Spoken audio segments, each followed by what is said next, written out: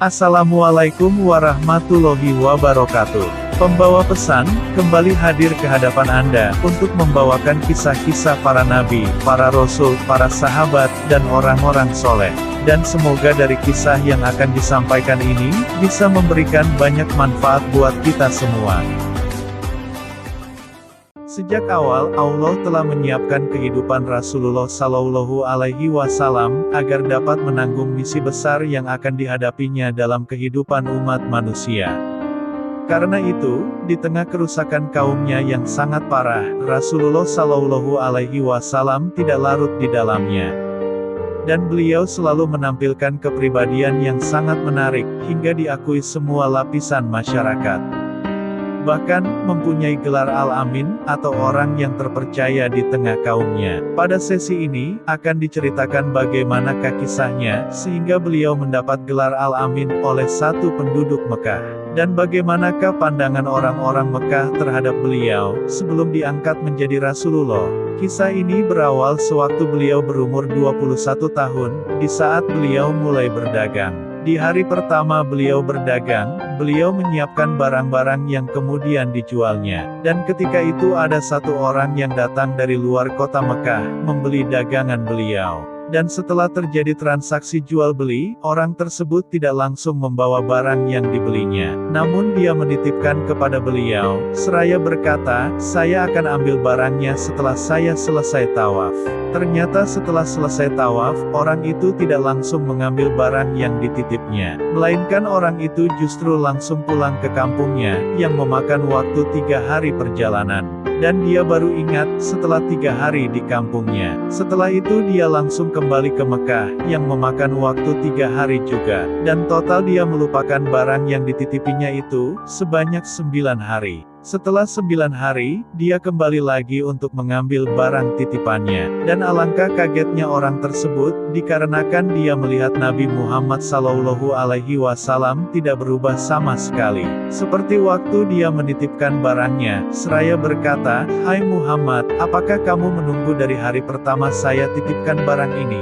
Setelah tahu ternyata beliau Shallallahu Alaihi Wasallam menunggu dari hari pertama, keluarlah julukan Muhammad Al-Amin, orang yang paling bisa dipercaya. Setelah kejadian ini, tersebarlah ke satu Makkah dan sekitarnya, kalau Muhammad adalah seorang yang terpercaya. Hingga akhirnya, banyak orang-orang Mekah pada datang, mengamanahkan barang titipannya.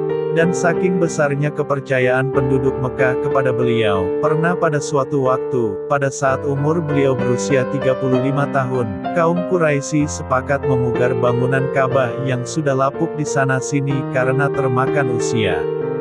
Karena kedudukan Ka'bah yang sangat agung di mata masyarakat Quraisy, mereka sepakat agar biaya pemugarannya hanya diambil dari harta yang halal.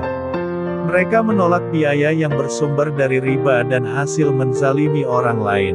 Pada awalnya bangunan Ka'bah yang lama diruntuhkan, kemudian setelah itu mereka mulai membagikan pembangunan Ka'bah berdasarkan suku masing-masing. Sehingga setiap mereka telah ditetapkan bagian mana yang akan dibangun. Ketika pembangunan sampai pada posisi Hajar Aswad, terjadilah pertikaian antara mereka, tentang siapa yang berhak meletakkan Hajar Aswad pada posisi semula. Semua berkeinginan melakukannya, karena kemuliaan Hajar Aswad. Bagi mereka pertentangan terus terjadi dan semakin membesar, hingga nyaris terjadi pertumpahan darah di Masjidil Haram. Namun akhirnya, Abu Umayyah bin Mughirah al-Makhzumi, menawarkan usulan agar keputusannya tersebut, diserahkan saja kepada siapapun orang yang pertama kali masuk masjid dari pintu tersebut. Dan mereka semua pun setuju atas usul tersebut. Sehingga semua yang hadir pun menunggu, siapa orang yang pertama kali masuk lewat pintu tersebut. Atas kehendak Allah, ternyata yang pertama kali masuk adalah Rasulullah Shallallahu Alaihi Wasallam. Dan segera saja mereka berseru, "Itu adalah Muhammad Al-Amin, kami rela kalau dia yang memutuskan." Lalu mereka menyampaikan duduk persoalannya kepada beliau. Maka beliau minta kepada mereka, untuk diambilkan selembar kain.